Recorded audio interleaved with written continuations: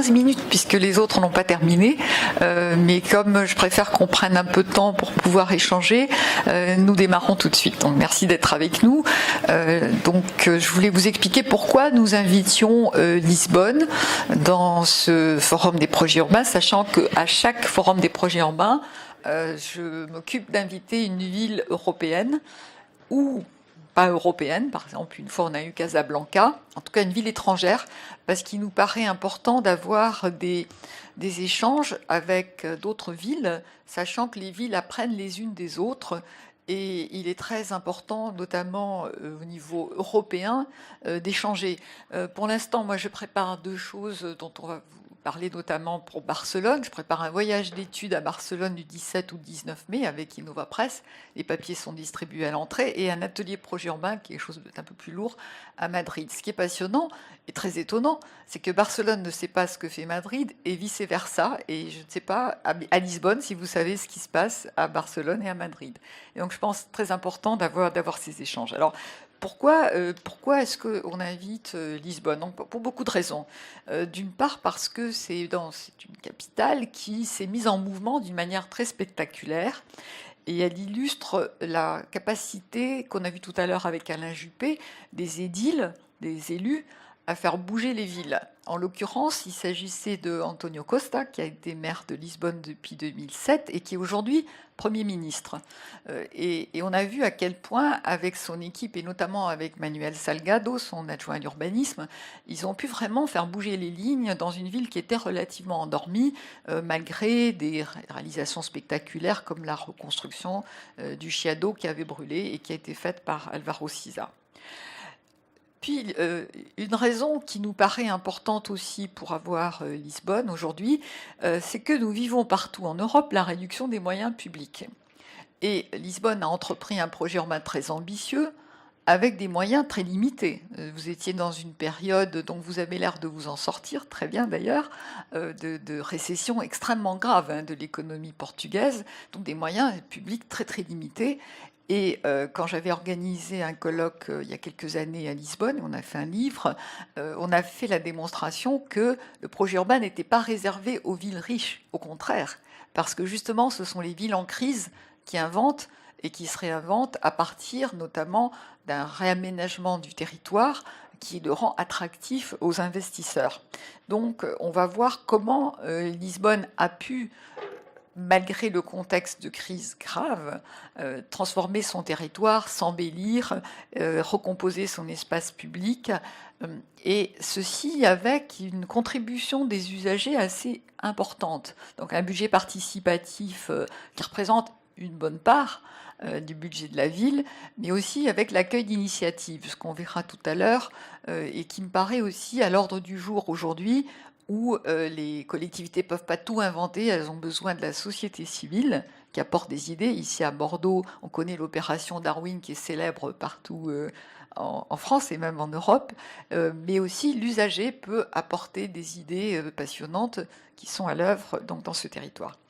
Alors, Manuel Salgado est architecte, il est architecte urbaniste et il est l'auteur du projet qu'il a conduit pour l'Expo universelle de 1998 et qui est un exemple très particulier parce que c'est une des seules réalisations d'Expo universelle qui est durable. Durable au sens où ça a vraiment généré un parc, un nouveau quartier et ça a permis la régénération de tout ce secteur de Lisbonne qui se poursuit.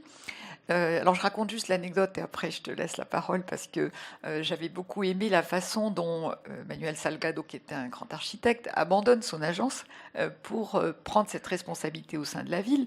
Alors il était l'architecte de l'Expo, architecte urbaniste, et António Costa était ministre en charge de l'Expo universelle. Puis il a décidé de se présenter aux élections au nom du Parti socialiste. C'était le moment où l'équipe municipale s'est cassée la gueule, fait faillite, et il t'a laissé une journée pour décider. Voilà. Et la décision a été prise et vous avez fait équipe merveilleusement pour conduire le destin de cette ville. Donc voilà, nous avons le plaisir d'accueillir Manuel Salgado qui parle un français parfait, vous allez voir, et qui donc va vous présenter cette grande aventure. Ce serait bien qu'on garde un peu de temps pour les échanges avec le public. Merci beaucoup pour l'invitation et évidemment les paroles de Aliala sont un peu exagérées, mais je vais vous faire une démonstration très rapide parce que j'ai très peu de temps.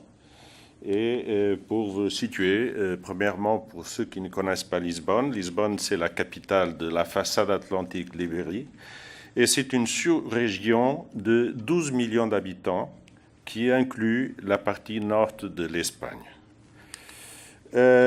Si on regarde seulement sur la ville, la municipalité de Lisbonne, elle a maintenant 550 000 habitants. C'est la ligne en bas qui elle est toujours en train de perdre de la population. On a perdu à peu près un tiers de la population de la ville dans les derniers 40 ans. Et au contraire, on vérifie la montée de la population de la zone métropolitaine.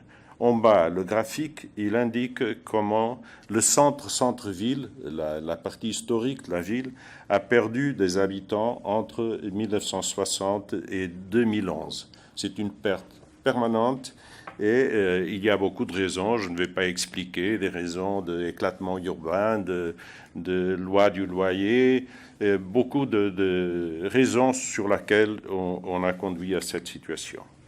Le problème maintenant, c'est que la ville, elle a à peu près un demi-million d'habitants et chaque journée, il y a à peu près un autre demi-million de gens qui viennent pour travailler sur la ville. 2 tiers habitent au nord du Tage et 1 tiers au sud du Tage. Après l'entrée du Portugal dans la communauté européenne, et vous vous rappelez, on a eu la révolution en 1914 et on a entré à la communauté au commencement des années 80.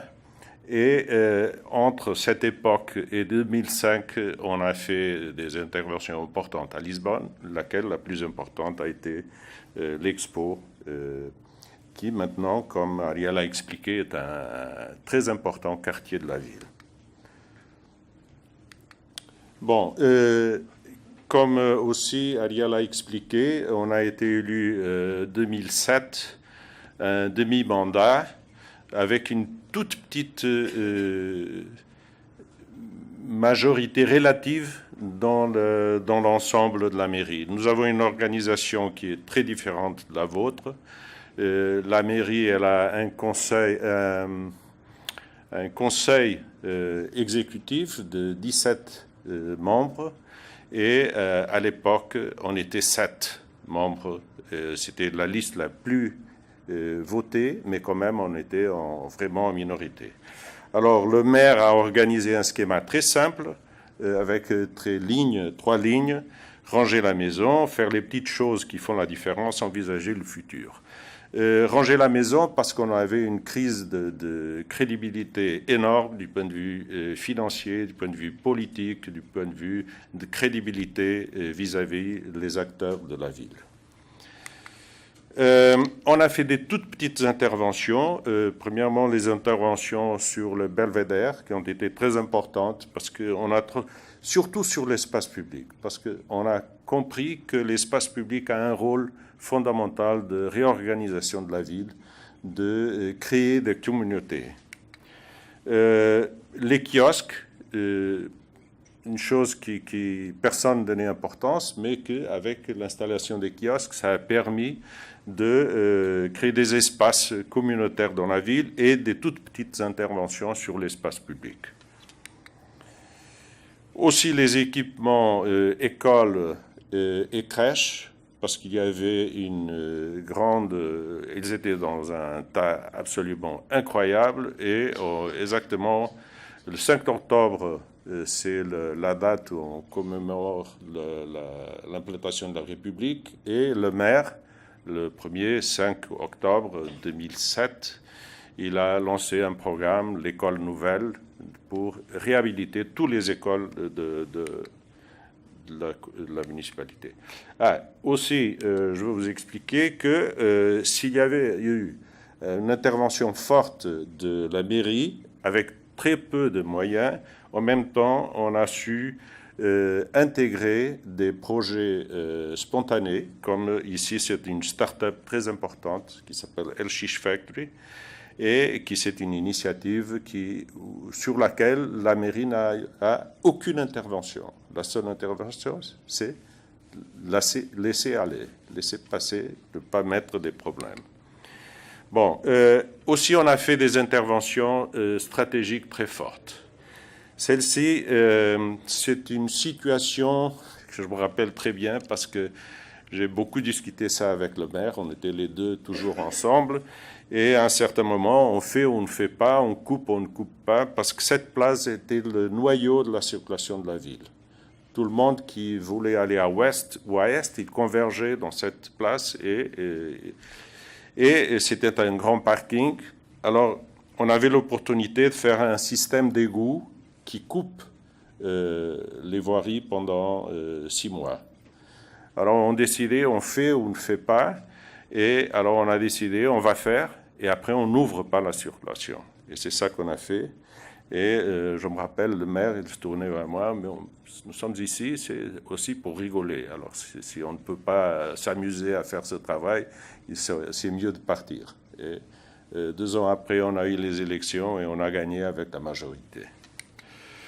Bon, une autre intervention très importante. Juste un mot, Manuel. Au même moment, vous avez fait, pendant vos 2 ans, vous avez fait un schéma directeur, vous avez revu le schéma directeur, vous avez annoncé une réduction drastique de la place de l'automobile à Lisbonne. Pour ceux qui ont été à Lisbonne, vous savez que c'est une ville qui a été dessinée pour la voiture, et tout le monde lui a dit, au maire, tu vas perdre les élections.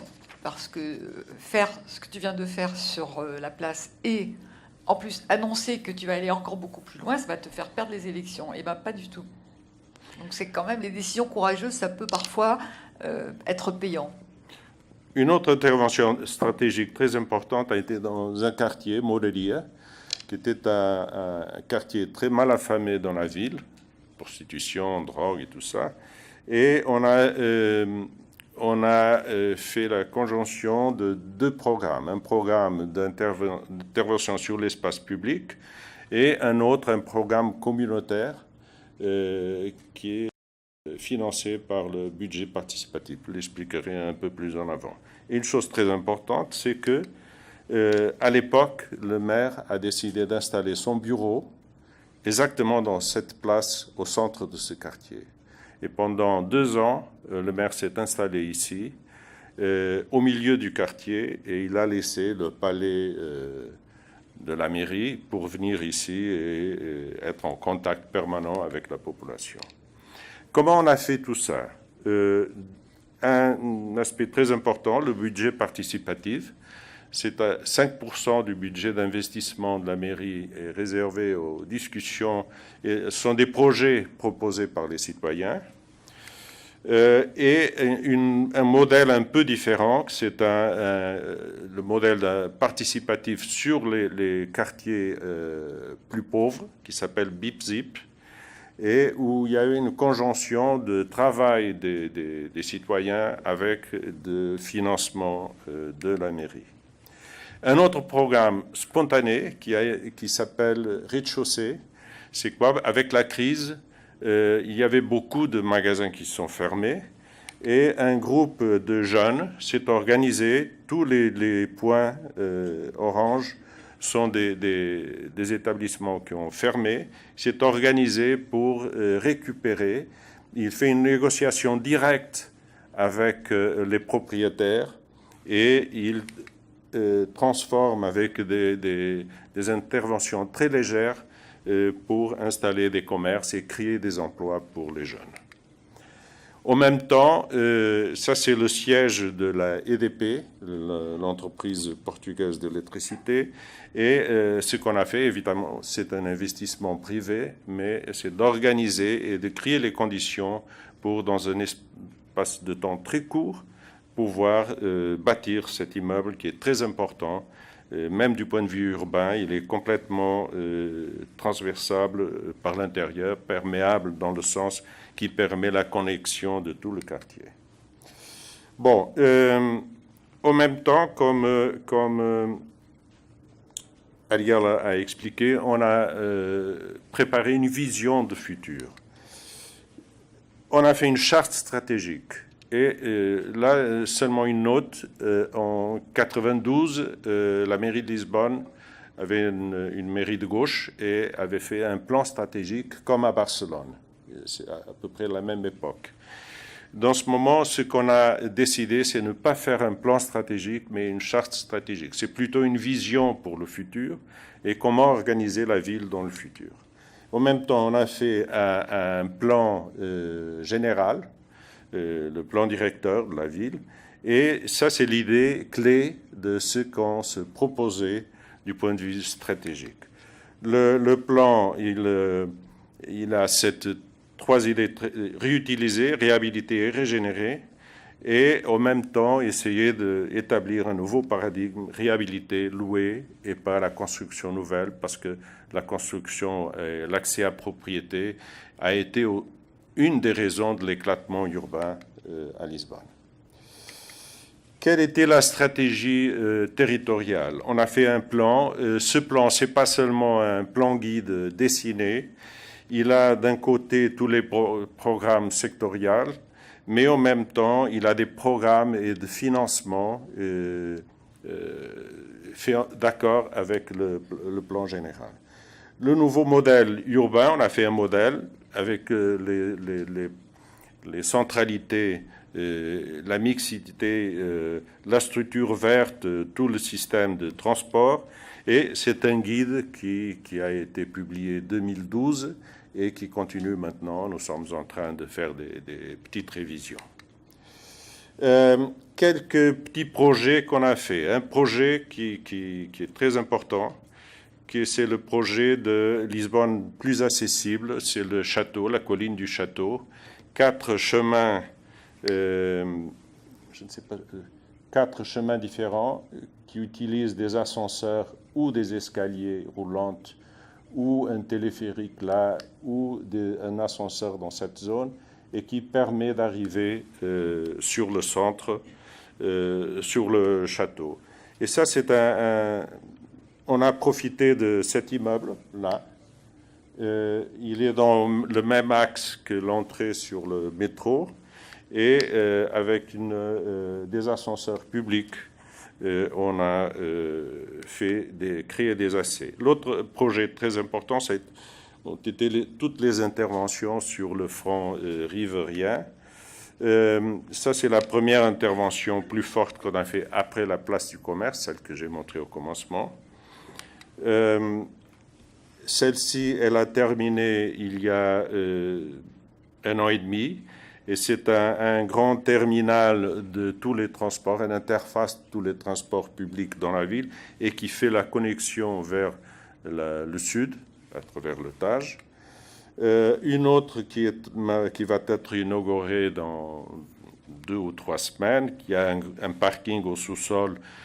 C'est un parking important pour dynamiser le commerce sur le centre historique. Ici, c'est une négociation qu'on a fait avec la Marine nationale et maintenant, on va transformer toute cette dock pour mettre des bateaux historiques. Et c'est aussi dans ce travail de réhabilitation.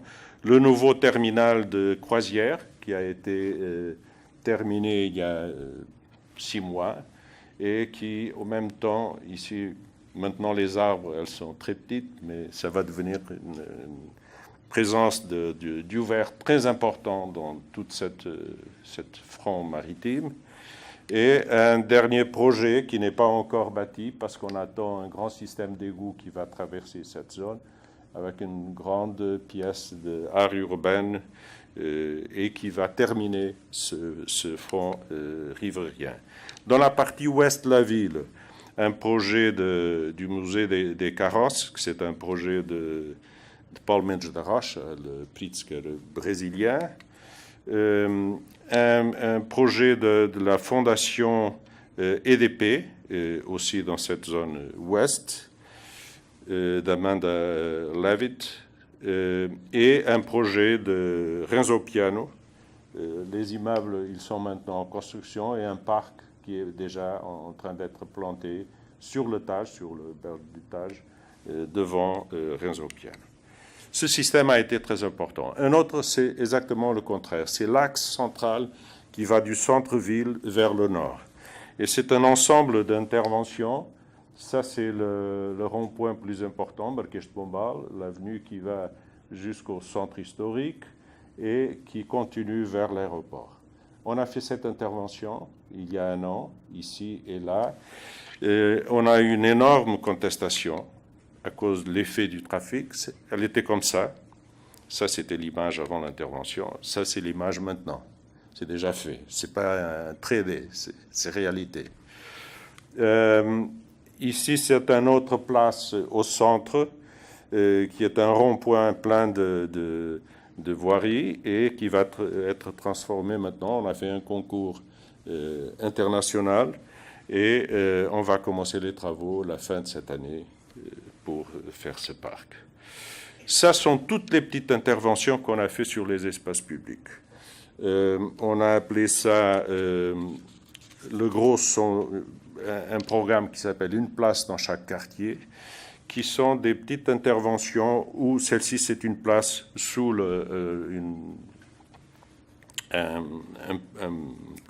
une autoroute urbaine, mais on a fait une place, on a démoli quelques immeubles et on a fait une place locale. Ça, c'est une autre place où on a retiré les voitures qu'il y avait ici et on les mis au centre. Et maintenant, je vais vous montrer un projet que j'espère avoir le temps de le faire. Ça, c'est l'avenue principale, pleine de voitures, où je veux reprendre quelque chose comme ça. Je ne sais pas si j'arriverai un jour, mais j'ai l'espoir. Évidemment, Lisbonne est beaucoup plus attractive, mais cette évolution a des problèmes graves. Le plus grave, c'est exactement l'augmentation des prix, et c'est un problème critique.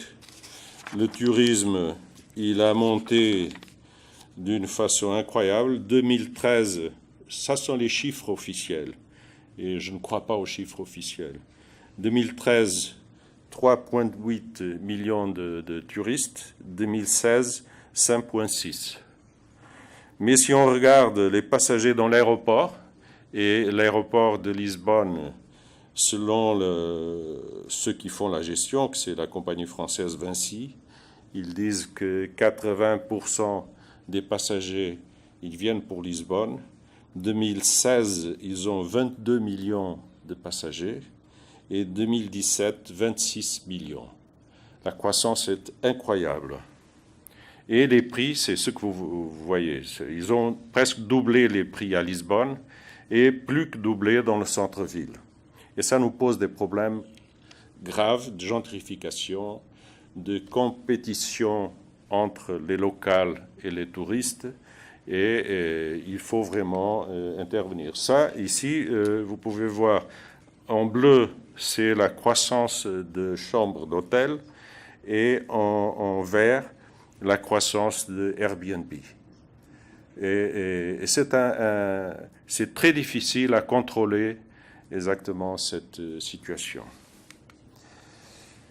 C'est un processus de développement trop rapide qui a rompu des équilibres et fragilisé la cohésion sociale et la durabilité de la ville. Ça nous pose des problèmes sur le logement, sur les transports, sur les services urbains. Et évidemment, ça impose un nouveau cycle et des nouveaux défis. Je dirais que la première chose qu'il faut vraiment faire de nouveau, et ça nous impose beaucoup d'investissements, c'est faire une ville avec l'habitat accessible. Nous avons un avantage. au temps du fascisme, le gouvernement de l'époque, après la guerre, a exproprié à peu près la moitié de la ville. La moitié est de la ville a été... il y a beaucoup de terrain municipal. Mais quand même, évidemment, en 70 ans, on a déjà beaucoup dépensé de terrain, mais il y a encore une réserve foncière importante. Et cette réserve foncière est importante pour préparer. L'autre chose, c'est exactement le problème des plus âgés. Nous avons plus de 25% des gens avec plus de 65 ans. C'est une ville très âgée avec un taux de natalité très très bas. Et ça nous pose des problèmes sur l'espace public, sur les équipements spécifiques de santé et pour les plus âgés, et aussi sur le logement. Évidemment, pourquoi on a fait ce choix sur l'espace public? Je montre deux images, les deux de Frank Gehry. La première à gauche, c'est bon, c'est pas nécessaire de dire ce que c'est. À droite, c'est un projet de Frank Gehry pour Lisbonne. Et ce projet qui a été développé entre 2000 et 2003, il coûtait quelque chose comme 300 millions d'euros. Et avec moins de 100 millions d'euros, a fait toutes les transformations sur l'espace public de la ville. Alors le choix sur l'investissement sur l'espace public, il a une dimension économique très importante, mais surtout, et c'est ça que je pense c'est important, c'est les interventions sur l'espace public. Ils ont une valeur sociale, économique, environnementale, culturelle et ont besoin d'une participation et une décision politique très forte parce qu'il y a beaucoup d'anticorps, de conflits, surtout quand on fait une lutte contre la voiture et si on veut transformer les espaces occupés pour la voiture en espaces piétonal. On a des expériences d'espace public assez intéressantes. Ça a été fait pendant l'Expo et c'est un projet très cher. Et pour finaliser, quelques idées pour le futur.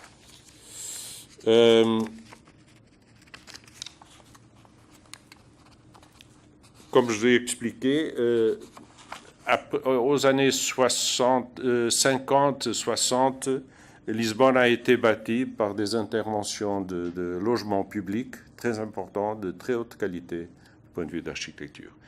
Il faut absolument reprendre cette dynamique. Dans mes calculs, pour le moment, le tourisme, et ce n'est pas seulement le tourisme, mais tout qui est connecté avec le tourisme, les résidents étrangers, j'ai un ami français qui me disait qu'il est un réfugié fiscal. Il y a une communauté française énorme maintenant au Portugal, parce qu'ils ont des très grands avantages fiscaux. Il y a beaucoup d'étudiants Erasmus qui ont monté d'une façon très forte, et tout ça met une pression énorme sur le logement. Et mes calculs, ça donne qu'on a on a retiré du stock de logements plus de 22 000 logements dans un total de 250 000 logements à Lisbonne. Ça veut dire à peu près 10%. Il faut faire un grand effort public d'investissement sur le logement. L'autre chose, c'est important, c'est régler le tourisme. C'est un défi qu'il faut... il faut disperser le tourisme, il faut régler et réduire la pression sur le centre. Barcelone a adopté des quotes de maximum de logements touristiques sur le centre. Je pense qu'on doit faire le même. On est en train de préparer la loi nationale pour le faire. Il faut disperser dans la ville et il faut refaire la ville verte. On a un plan très, très bien fait de structure écologique qu'il faut continuer à bâtir. Ici, au centre, c'est le grand parc qui existe déjà des années 40 de l'année du siècle passé, mais on veut faire un parc tentaculaire qui permet de connecter tous ces quartiers ici avec le Tage. L'idée de la ville vert et bleu, c'est un aspect très important. Ça, c'est une étude qui est en train de faire une autoroute urbaine qui est comme ça, et on va introduire le transport public, ou un tramway, ou un BRT, c'est le tramway des pauvres, comme vous savez. On discute ça maintenant, et de faire une transformation du paysage très forte autour de cet espace.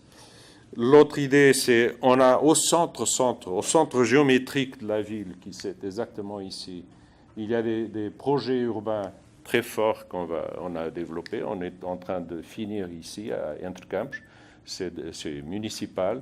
Ici, dans cette zone, sont des terrains qui sont des anciennes installations du métro de Lisbonne.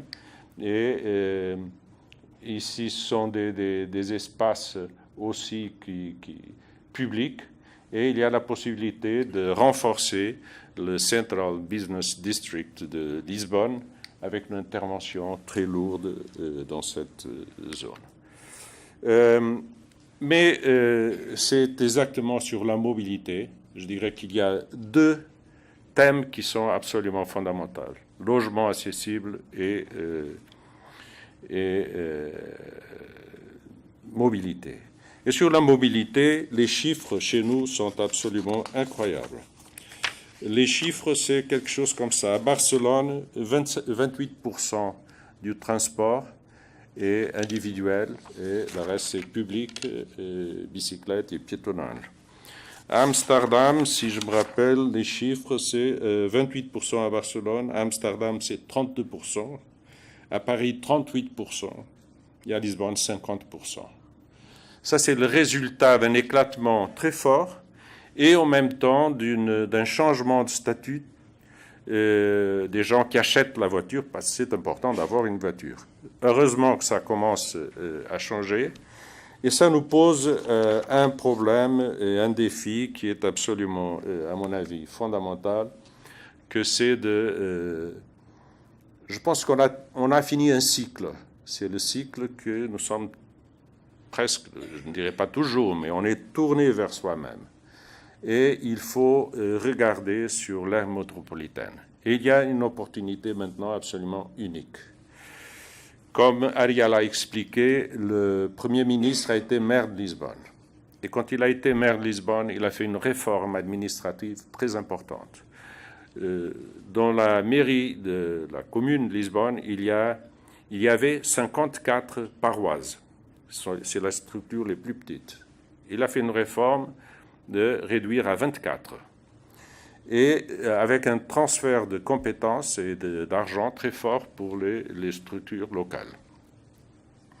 Maintenant, le gouvernement il prépare une transférence de compétences dans des domaines de l'enseignement, de la santé, de beaucoup de domaines sociaux, de transférer des compétences pour les municipalités. Et en même temps, et c'est ça que c'est important, nous sommes dans un commencement de mandat de 4 ans, les maires des deux zones métropolitaines, de Porto et Lisbonne, ils ont pris conscience qu'ils ne peuvent pas maintenir la croissance de voitures dans ces villes. Il faut faire un travail d'ensemble et bottom-up d'organisation dans le sens de, pour les municipalités qui sont hors du centre, pour améliorer les conditions de vie de ces citoyens, de réduire le temps de parcours et les coûts qu'ils payent tous les mois pour venir travailler au centre, et pour la ville-centre, pour augmenter la qualité de vie en réduisant le numéro de voitures qui arrivent. Alors, le grand défi, à mon avis, c'est de repenser l'aire métropolitaine de Lisbonne, d'élargir la ville pour l'autre côté du Tage, où il y habite seulement 2/3 des habitants. Et vraiment, si vous pensez que la distance d'ici au centre en minutes, c'est 7 minutes en bateau d'ici là, c'est 25 minutes ici, et quelqu'un qui vient d'ici, il prend 1 heure pour arriver là. Et vraiment repenser la ville sur les 2 berges d'usage, je pense que c'est le grand défi pour, je ne sais pas si c'est pour 2050 ou 2030, mais quand même, ça va être vraiment le grand défi futur de la ville. Je pense que c'est exactement ça, c'est la ville des deux berges.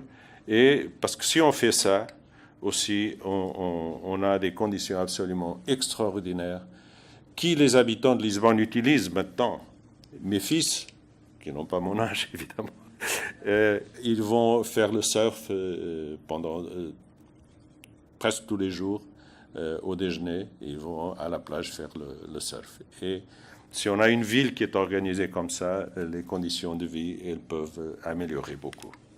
Merci.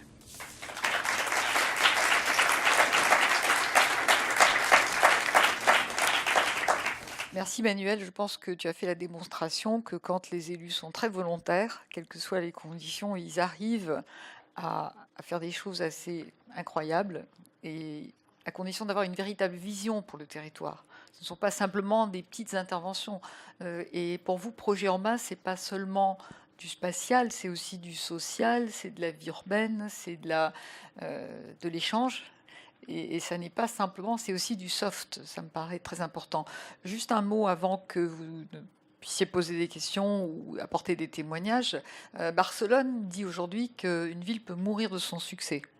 Je pense que c'est une des questions qui peut se poser à Bordeaux d'ailleurs, parce que le succès de Bordeaux est évident, et c'est clair que la montée du tourisme et du Airbnb, mais pas seulement, les conditions de vie peuvent se compliquer dans une ville qui gagne la bataille. C'est exactement ce que vous vivez aujourd'hui à Barcelone.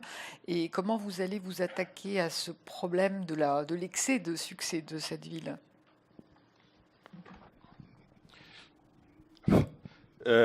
Moi, je dis souvent que je ne veux pas avoir une ville touristique, mais une ville avec du tourisme. C'est complètement différent.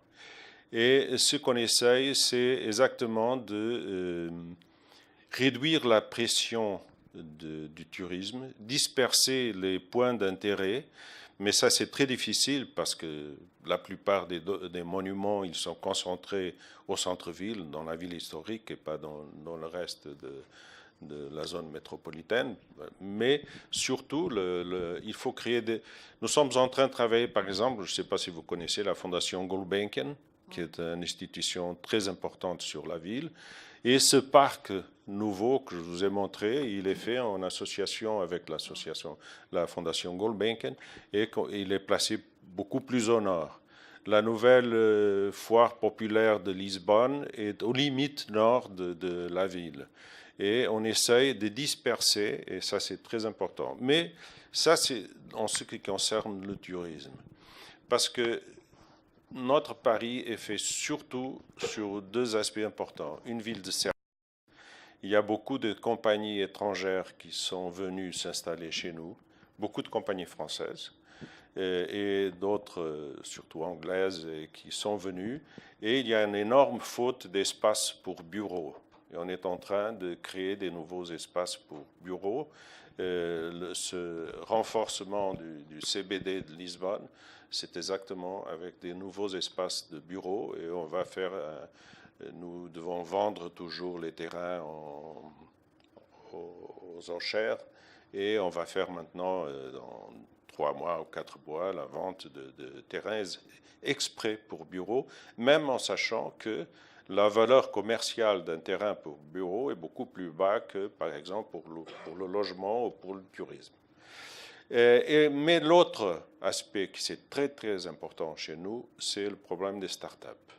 Je vous ai montré un exemple d'un start-up qui est né au commencement des années 2000 de Spontané, qui est El Shish Factory.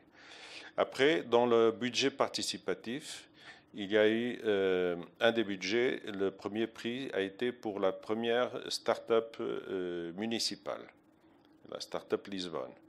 Maintenant, il y a un an, on a acheté une énorme caserne militaire, nous la mairie, et on est en train d'installer des espaces pour des start-up. Et le plus important, c'est qu'il y a 2 ans déjà que le Web Summit est à Lisbonne. Et on fait un grand effort pour maintenir le Web Summit à Lisbonne parce qu'il a un effet énorme sur le développement des nouvelles technologies, des entreprises parce que ce qui est important, c'est que les jeunes avec plus de capacité, une plus bonne formation, beaucoup ils ont émigré avec la crise. Et ce qu'on essaie maintenant, c'est de faire revenir beaucoup de ces jeunes, ou au moins maintenir ceux qui sont en train d'être formés par les universités et les maintenir dans des nouvelles activités ici à Lisbonne. Merci. Il y a beaucoup de sujets qu'on pourrait également aborder, notamment le multiculturalisme et la manière dont vous considérez que la différence est un atout pour la ville. Mais je pense que on a la chance d'avoir un public de qualité qui a sûrement envie de témoigner ou de poser des questions. Donc c'est à vous la parole. Oui, ici. Est-ce qu'on peut avoir le micro ici? Vous pouvez vous présenter aussi? Ah oui, je vois, c'est Christophe Desnerier, architecte, urbaniste.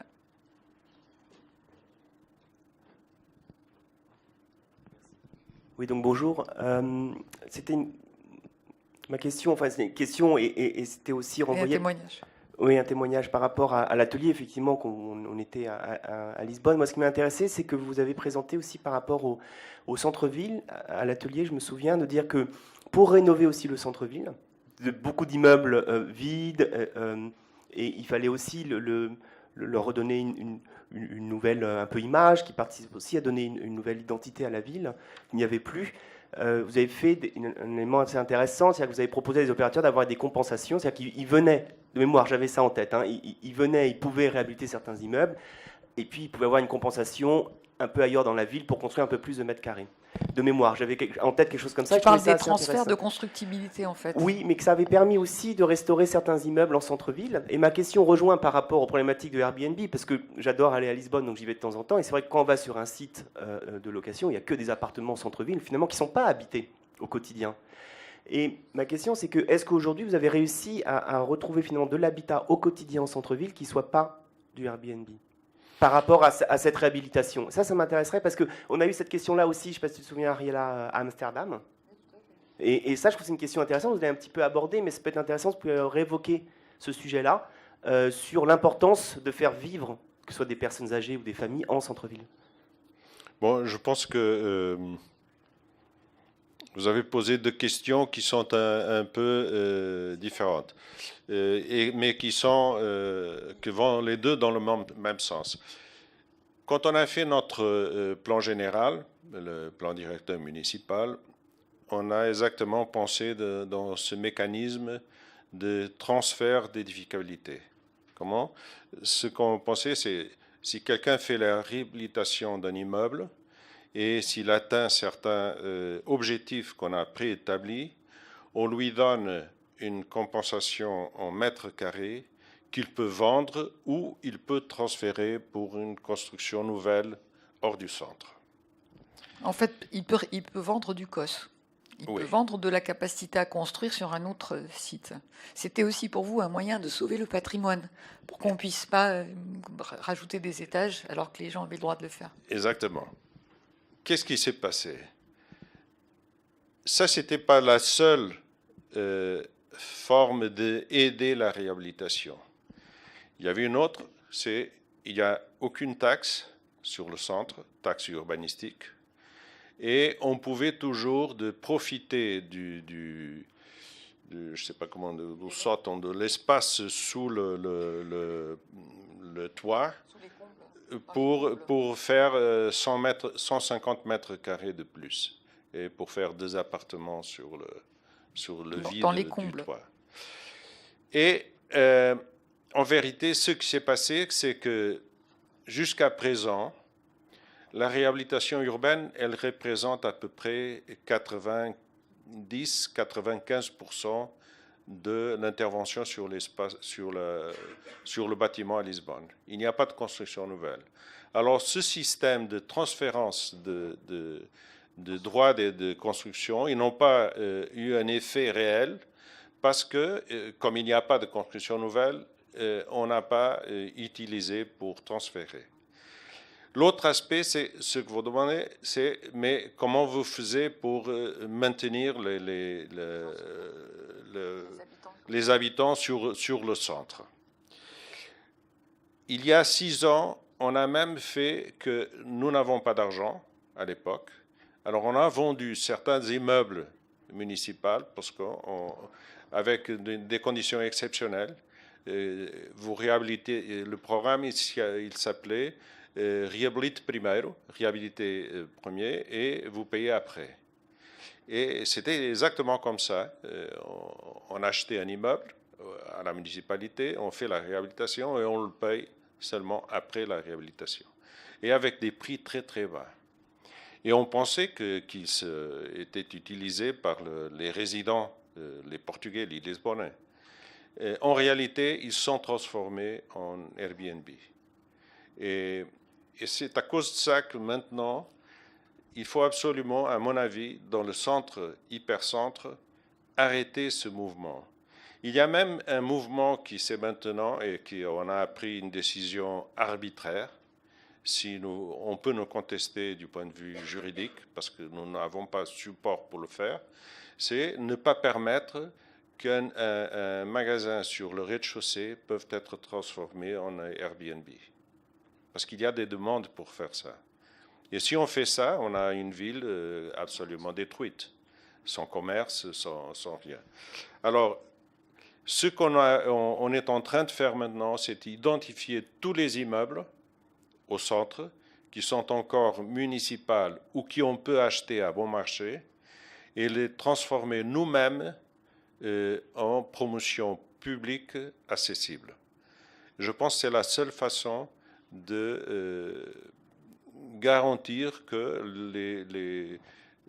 les locales puissent se maintenir au centre. L'autre, c'est un changement de la loi qui est en discussion maintenant au Parlement, c'est d'augmenter les taxes sur le logement temporaire et réduire les taxes sur le loyer permanent et jouer avec des taxes pour désencourager, comment on dit, pour désencourager, faire le contraire, décourager la construction de Airbnb parce que c'est vraiment un problème maintenant.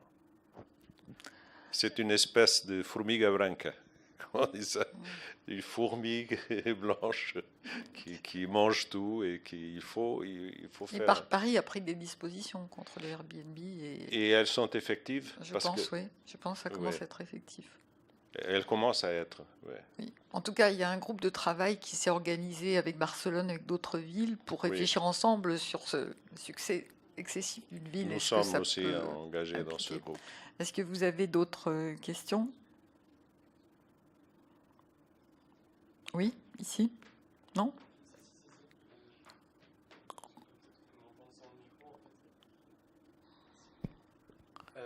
J'avais une question par Vous êtes qui? Antoine Brucker. Je travaille à SNCF, je suis aussi accessoirement étudiant, donc j'en profite.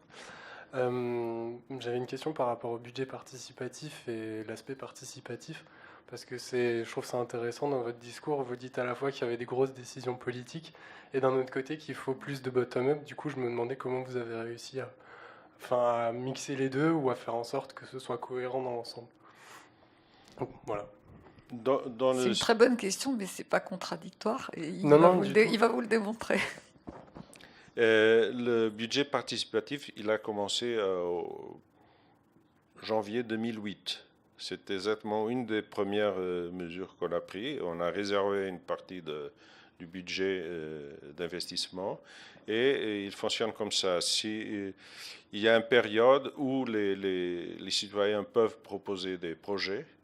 Et il y a des projets très diversifiés, des pistes cyclables, des jardins, mais aussi le programme communautaire de Morelia a été un projet qui est en fait un quartier central historique qui a été régénéré par cette action. Oui. La Start-up Lisbonne et d'autres propositions. Il y a une votation. Et ceux qui ont plus de votes, ils sont choisis, ils sont réalisés par la mairie. Par la mairie ou parfois par les intervenants. Exactement. C'est l'autre système complémentaire, c'est le BIP-ZIP, comme j'ai expliqué, ce sont les gens qui l'exécutent. Un autre aspect très important, c'est que... Peut-être on peut, par exemple, raconter une anecdote sur le Bip-Zip, dans les quartiers difficiles. Il y a des habitants qui proposent de repeindre les cages d'escalier, toutes les cages d'escalier, et donc la ville leur donne les moyens de le faire. Ils repeignent, et l'élu qui était en charge du programme a dit finalement 1 euro, ça rapporte 10 euros. Parce que, et en plus, il y a eu un investissement de la population, du coup, qui s'approprie et qui respecte ce qu'elle a produit. Alors, il y a aussi une particularité, c'est que vous n'avez pas surveillé les factures. Vous avez juste surveillé que le travail était fait. Si le travail a été fait, le financement a été donné. Alors, comment ils s'y sont pris les habitants, ça, on ne regarde pas. On regarde juste que ça a été fait. C'est quand même un peu particulier. Un autre aspect qui est complémentaire de ça, c'est que chaque premier vendredi de chaque mois, aujourd'hui, il y a une réunion centralisée. La mairie, l'exécutif de la mairie, il va dans différents quartiers pour discuter avec les citoyens. Ils peuvent s'inscrire et demander, et protester. Quand les réunions sont dans les quartiers du centre historique, c'est contre les touristes, c'est vraiment très dur. Aujourd'hui, je ne vais pas à la session parce que je suis ici. Il y a d'autres qui vont. Mais il y a sur le parking, ce sont les choses les plus compliquées. C'est le parking, c'est les transports, c'est le bruit, c'est les touristes. Mais c'est très important, ce système.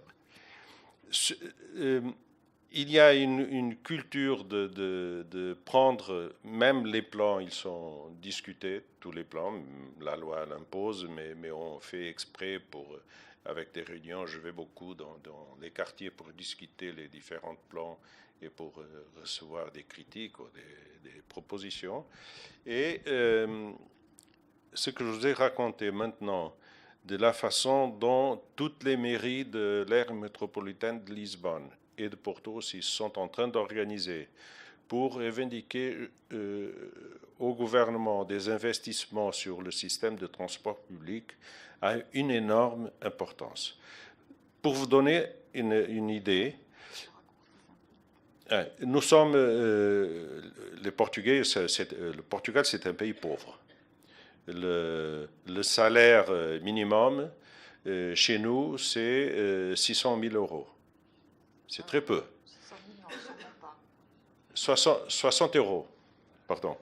600 euros par mois. D'accord. 600 euros 600 000, c'était pas mal quand même. Non, 600 euros par mois. Et le coût des transports, c'est incroyable.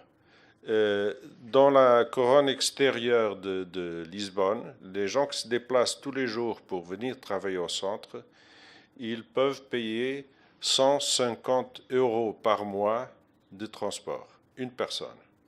Et c'est à cause de ça qu'une famille, elle vient en voiture. C'est beaucoup moins cher que de venir en transport public. Et maintenant, on essaye d'exiger au gouvernement un coût unique de 30 euros par mois et réorganiser tout le financement des transports publics. Et vraiment, ça peut faire un changement énorme.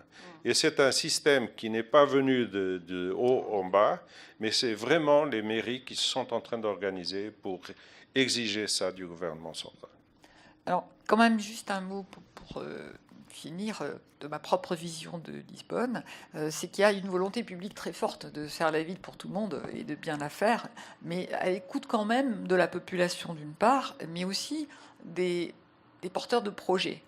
Manuel Salgado me dit qu'il a fait savoir que quiconque a une bonne idée pour la ville peut venir le voir dans son bureau, faire une proposition, soit la ville le prend en charge, soit, si c'est une bonne idée, soit c'est un investisseur, soit c'est un groupe citoyen. Donc il y a cet accueil d'initiative qui est très important, mais qui n'est pas contradictoire avec l'affirmation très forte d'un projet public sur comment je veux faire Lisbonne. Et moi, ce qui me frappe, c'est que très souvent, par exemple, quand on fait réinventer Paris, il n'y a pas ça. C'est-à-dire quel est le projet public de la ville et comment elle accueille les initiatives. C'est cette articulation qui est tout à fait intéressante, je trouve, dans ces villes très engagées avec des élus qui prennent le risque et qui prennent le risque de ne pas être élus au fond. Alors d'abord, je voulais donc remercier beaucoup Manuel pour cette présentation très sincère, très riche et très ouverte au débat, comme vous avez pu le voir. Puis vous remercier d'avoir été là, et je crois que vous avez très faim. Valérie donc vous invite à ce cocktail déjeunatoire, et vous pouvez peut-être continuer la conversation avec Manuel. Merci.